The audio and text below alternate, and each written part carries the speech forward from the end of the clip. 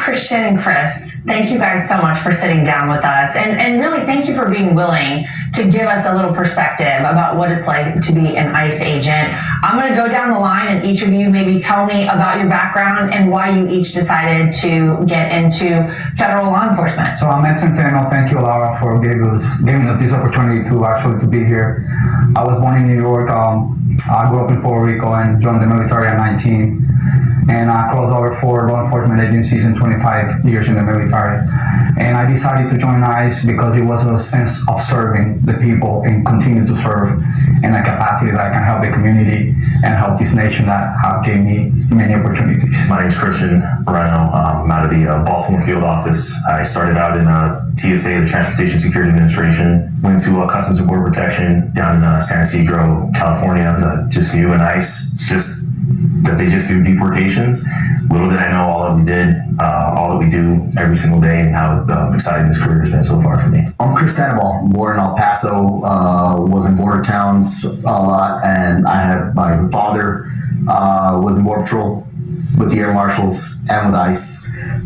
So I kind of looked into getting with ICE. I had an uncle that worked with Border Patrol. Really, the main thing I wanted to do was serve my country. Let me get a sense from you all what it's like to operate as an ICE agent in this current climate, because unfortunately, it really has been pretty hostile to you guys.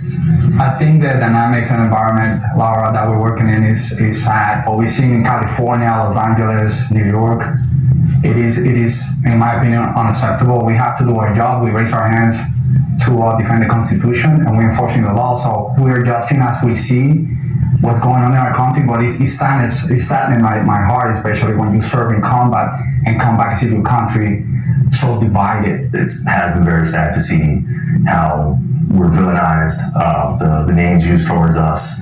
I mean, just doing this right now, I mean, I have to talk to my family about it and talk to them and say, hey, this is something I believe in, something I think is important for us to get our stories out there and let the American public know we're humans. We got a job to do. We're just enforcing the law.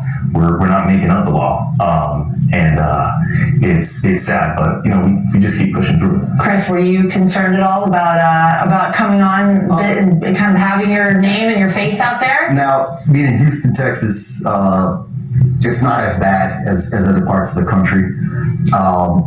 We do have to worry about watching our backs. People film us for only one reason, is to try and push other people to do harm on us. I mean, there's no other reason why you would take a picture of someone and post it somewhere, other than to put them on blast. And I mean, it's kind of unfair, to where we're, like Ed said, we're doing our job and we're serving the country. But sometimes I see, people writing and stuff, and you're hurting your own community. Well, Ed, you were the one, I think, among the three of you who's really probably been with ICE the longest. And it feels like half of the country, the media would have you believe, is against you guys. Have you ever seen anything like this? No, I hit 30 years of service with the government in September, and I crossed over 4 administrations, and I have never seen it, Lara. And I think the projection of what people see who we are is wrong, and they have the misconception of we're going after people and families, and that's not true. We do targeted operations. These cases are vetted. We do going after national security threats, public safety, and we're making our community safer. So never seen it in my years before, but we have to change the language, and we have to change the dynamics and the culture. And I know that, look, you guys are doing the best you can as agents and ICE officers to protect your families. This is a job that requires that sometimes, they're in danger as well. But Chris, you actually have had a family member who was killed by an illegal alien. Yes, my second cousin, her husband was killed back in the early 90s by an illegal alien. He was put in his car and told to just drive him to the detention center, and someone didn't check him correctly, but he had a pistol on him and killed him. And that was a big. That affected a lot of people in my family. I always remember it. I always remember the guy's face. That takes effect on a lot of people and a lot of families. Let me ask you about morale. What it was like during the previous administration, Ed, and what's it like now under this commander-in-chief? I believe that the morale is high. We're allowed to do our jobs, and that is awesome. In the past administration, I was at the border in 2023. I saw how we were allowing so many thousands of illegal aliens into the border unvetted, and it's true, I was there, so I can talk about facts, and we're going to get more resources with a new beautiful bill that was just signed. So we're excited, we're excited that we're allowed to do our job with the resources and get better resources.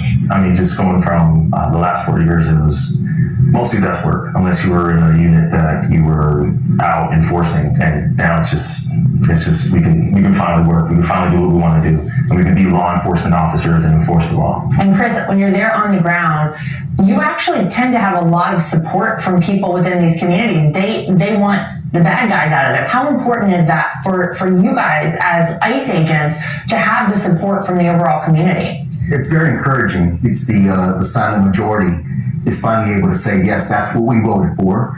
That's what's happening. So the motivation is there. The morale is up. That's helping.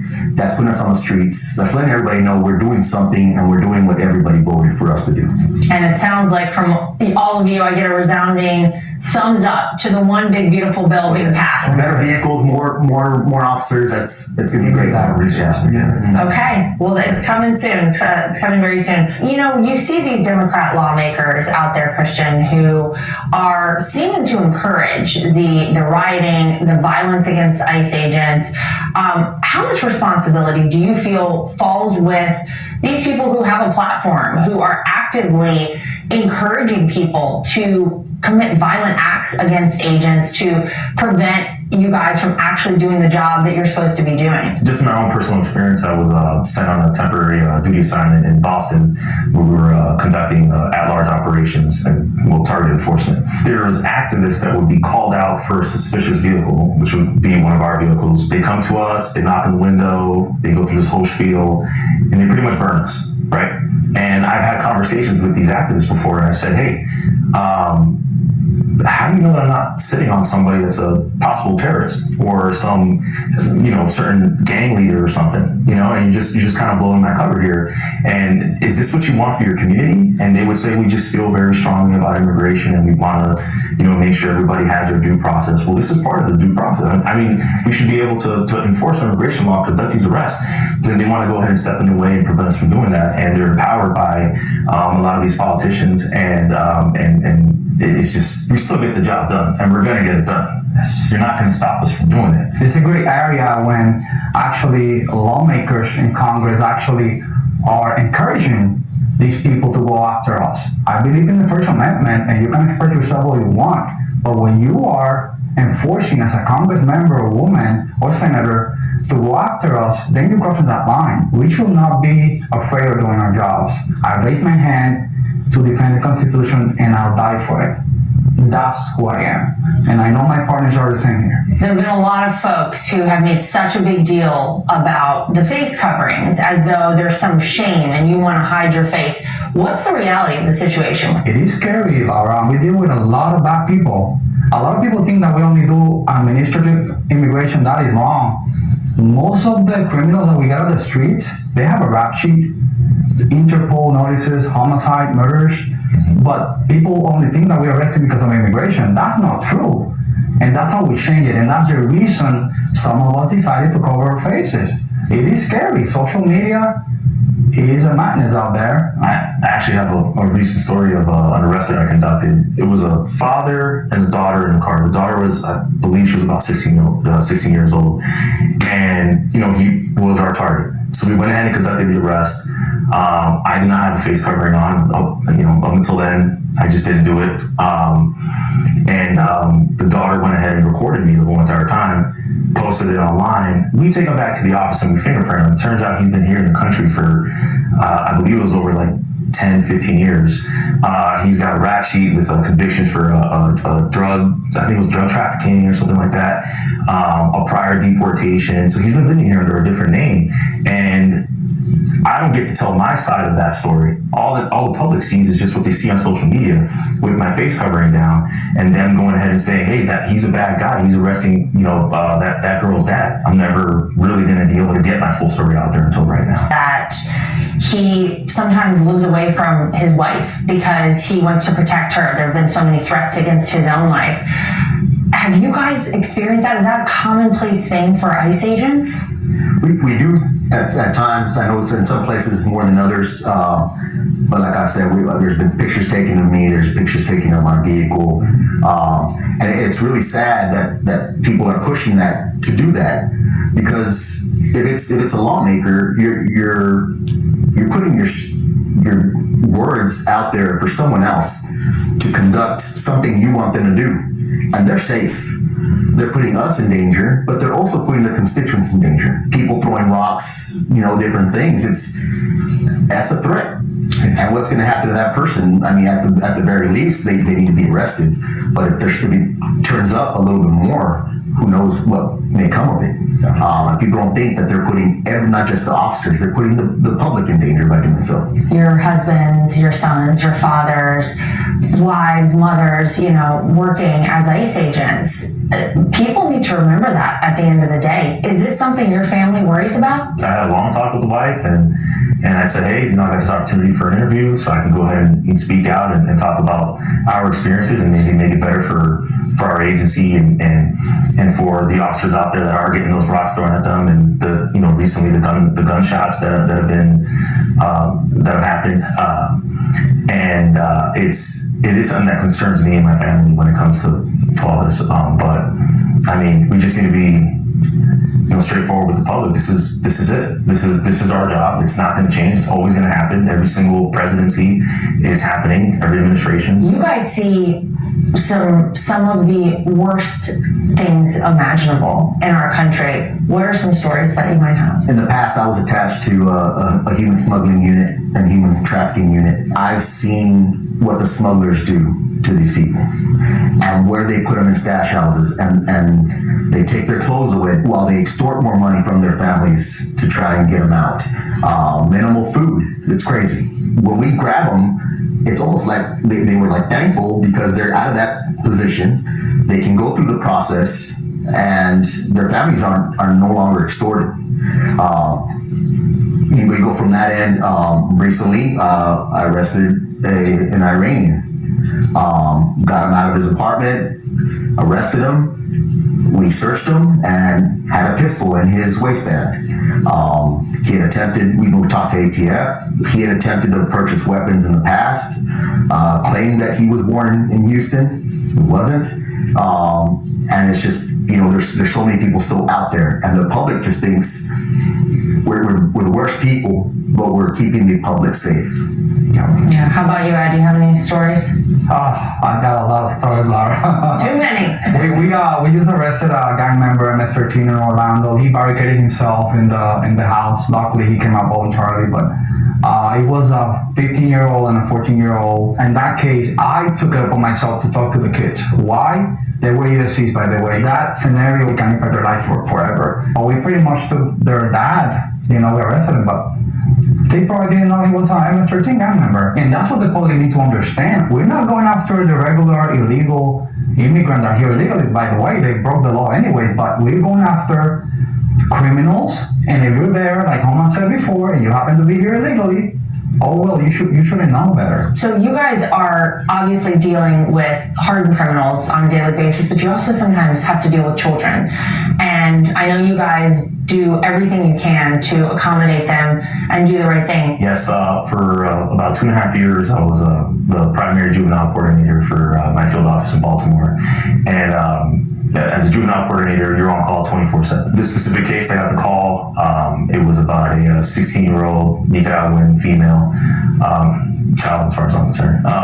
And she was in the hospital. She had just given birth, and the child ended up dying 2 hours after birth.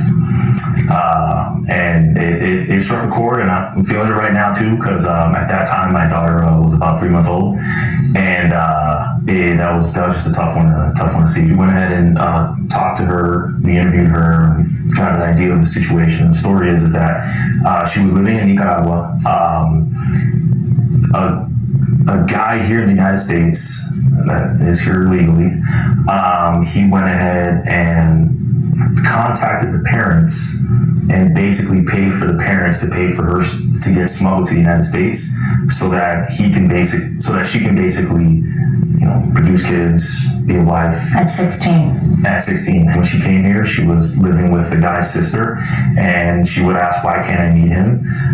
Her thinking that this is the way to come here to the country. She told me she got pregnant after, and once we had her in our custody, I explained to her what the process is with unaccompanied minors and how we're going to place her in a shelter with the Office of Refugee Resettlement, where she's going to be able to get behavioral health services. She's going to be eating a full meal, and she thanked me. She was very thankful, and we said goodbye. It was sad, but I felt in that moment, aside from what you see on the news and all the negativity, that right there was something that I felt like I saved this kid's life, and I went ahead and did some good out there for her specifically, other than the community. You guys are making sure that criminals, gang members, terrorists are not living in the interior of the United States. You're making sure that our communities, our entire country is safer. And everyone owes you guys a huge debt of gratitude. I think a lot of people look at what you guys are doing and they say, how can we help? How can the general public help you guys, make you feel more supported? Just don't believe everything that certain media puts out. GCS talk to us, and I'm always willing to talk to someone that has different views than me. And I'm going to be chill. I'm going to be very cool.